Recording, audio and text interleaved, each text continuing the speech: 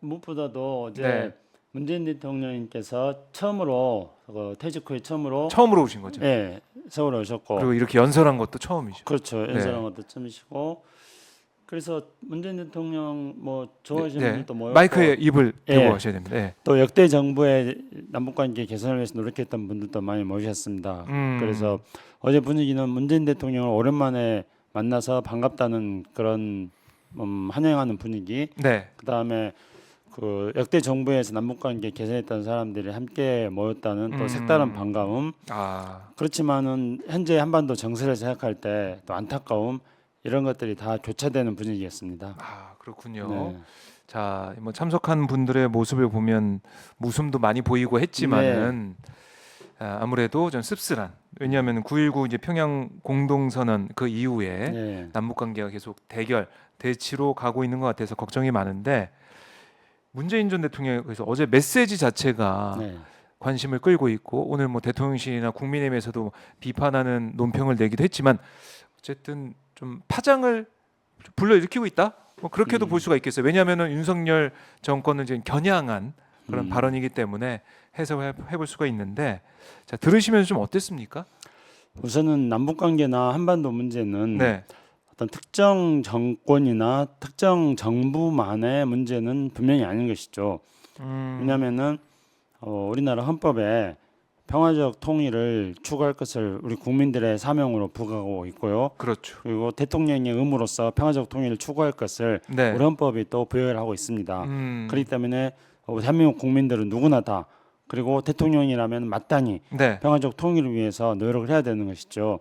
그래서 어제 문재인 대통령이 이야기한 거는 기본적으로는 역대 정부가 평화적 통일을 위해 한 노력들을 계속 해왔다. 그 점에 대해서 또 지적을 분명하게 이제 하였습니다. 네, 그리고 사실 또 어제 행사도 뭐 문재인 정부가 이런 성과가 9.19 5주년을 통해서 문재인 정부가 이루었던 성과를 되돌아보자 그런 취지는 아니었습니다.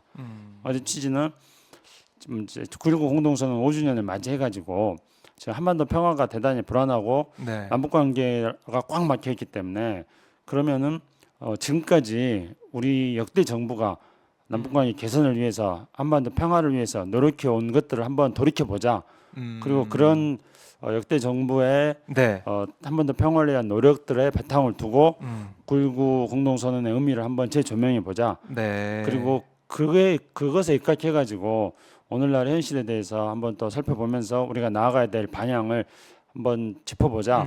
이런 게 어제 9.19 공동선언 5주년 그렇네요. 행사를 준비하는 취지였습니다. 네, 그렇기 때문에 뭐 이거에 대해서 모두가 다 대한민국 국민이라면 또 대한민국의 전직 대통령, 현직 대통령이든 누구나 다 이런 한반도 평화에 대해서 자기 의견을 헌법이 부과하고 있는 사명을 입각해 가지고 네. 자기 의견을 많이 제출해야 된다 그렇게 생각합니다.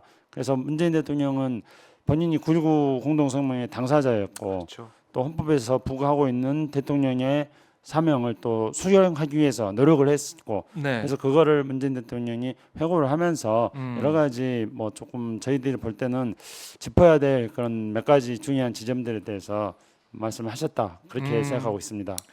그래요. 이렇게 총평을 좀 해주셨는데 앞으로 그러니까 그 동안의 남북 관계에 있어서 어떻게 해왔고 어떤 의미가 있었는지 또 앞으로 어떻게 해 나아갈지 네. 이걸 얘기를 했는데 저는 눈에 띄는 부분이 이어달리기라는 표현. 예. 그게 좀 인상적이더라고요. 음, 남북 관계에 있어서 네. 사실은 이제 이어달리기는 바통을 받고 누가 그렇죠. 계속 이어달려야 되는데.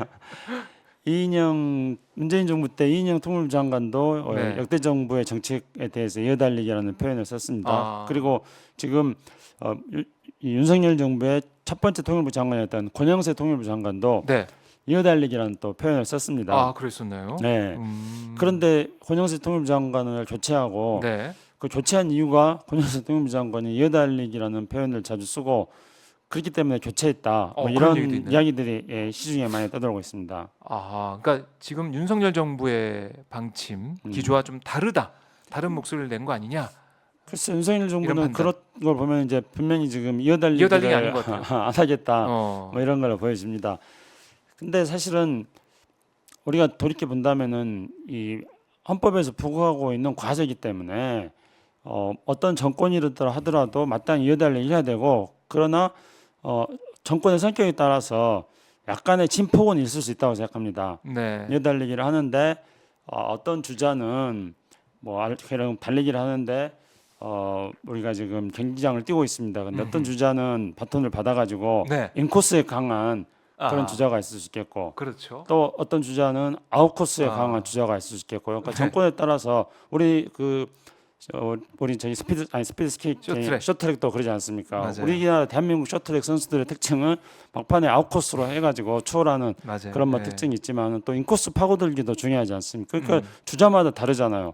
네. 그렇기 때문에 정권마다 인코스 파고들기가 장점인 정권이 있을 수 있겠고 아웃코스로 속도를 스피드를 폭발적으로 내서 질주하는 게 장점인 주자들도 있을 수 있습니다. 그리고 이거는 네. 진폭, 그러니까 그 정책에 있어 진폭은 있을 수 있다는 거죠. 그러나 그 정책을 이어받아서 어떤 방향으로 나간다는 것, 네. 그 방향이라는 것은 헌법에서 제시하고 있는 평화적 통일로 나간다는 것, 그리고 우리 모든 국민들이 다 간절히 바라고 있는 거는 지금 군사적 긴장이 완화되고 전쟁이 났으면 안 되겠다. 그리고 남북 간의 교류가 됐으면 좋겠다. 이런 거는 우리 국민들이 압도적 다수가 희망하고 있습니다. 그리고 여론조사를 해보면 항상 해마다 정권과 상관없이 여론조사를 해보면은 통일을 해야 된다는 것에 대해서 적극적으로 해야 된다. 하면 된다. 이런 의견들이 절대 하지 말아야 된다.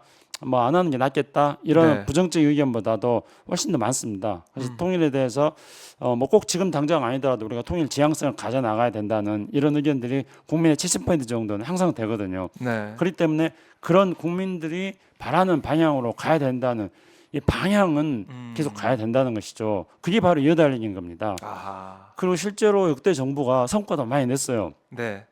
그래서 이제 대표적으로 제가 항상 말씀드립니다만은 우리가 박정희 정권 같은 경우에는 또 군사 정권으로 여러 가지 비판들을 많이 하고 있습니다. 그런데 박정희 정부도 1970년에 8.15 평화통일 선언을 하면서 그러면서 최초로 이제 남북 대화를 이야기합니다. 그 전까지는 대결을 이야기하는데 예. 박정희 대통령이 북한하고 더 이상 경쟁하지 말고 평화통일을 위해서 북한하고 더 이상 대결하지 말고 평화통일을 위해서 경쟁하자 이런 이야기를 하거든요. 네. 그리고 7.4남북 공동성명도 하고 물론 이것이 박정희 정권의 유신 체제를 강화하기 위한 유신 체제를 만들어서 장기 집권을 하기 위한 수단이었다 이런 비판도 받습니다. 네. 또 북한도 그 이후에 주석제를 통해서 김일성 장기 독재를 보장하기 위해서 7.4남북 공동성명을 이용했다 이런 측면도 있습니다. 이렇게 비판도 있습니다.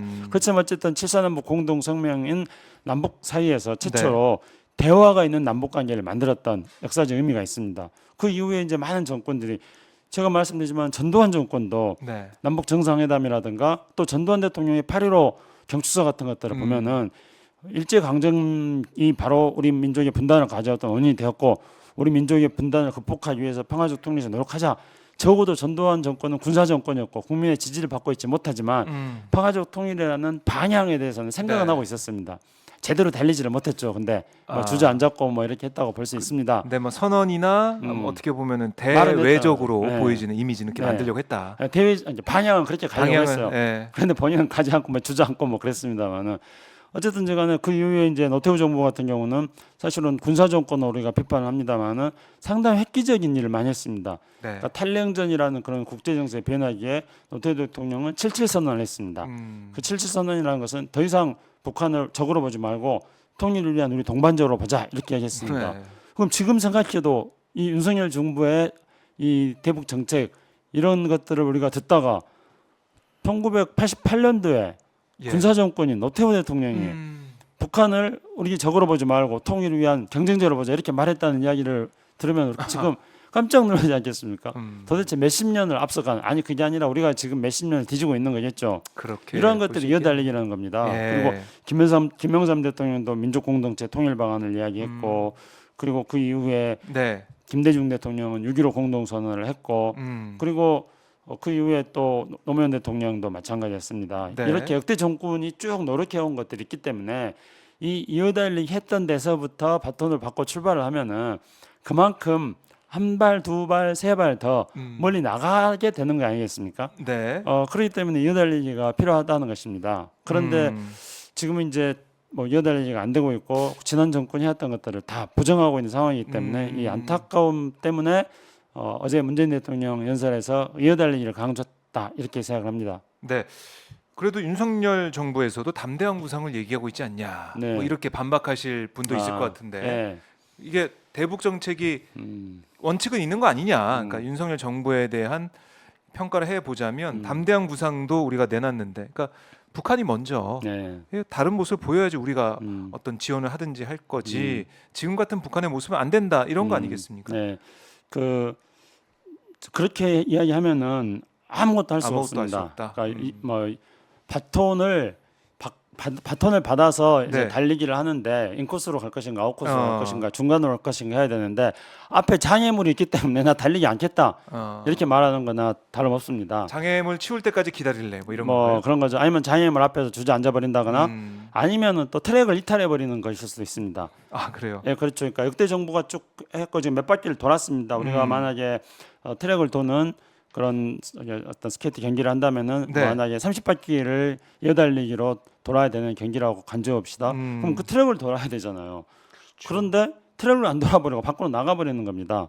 그리고 뭐 담대한 구상이라는 이야기했는데 그거는 결코 담대하지도 않고 그러니까 네. 담대한 구상이라고 이야기했습니다마는 북한에 영원 한 푼도 줄 수 없다. 뭐 그런 이야기를 또 대통령께서 하지 않았습니까? 네. 윤석열 대통령이. 그렇기 때문에 이거는 담대한 구상이라고 또 볼 수 없는 것이기 때문에 사실상 그 트랙에서 이탈한 정책이나 다름없다. 그렇게 생각합니다. 이탈했다. 그래요. 뭐 문재인 대통령이 어제 한 연설 이거 인사말을 쭉 보면 말씀하신 것처럼 이어달리기라는 걸 강조를 해왔고 또 하나 눈에 띄는 부분이 바로 이제 평화는 경제다. 평화가 경제다. 이 얘기를 했어요. 네.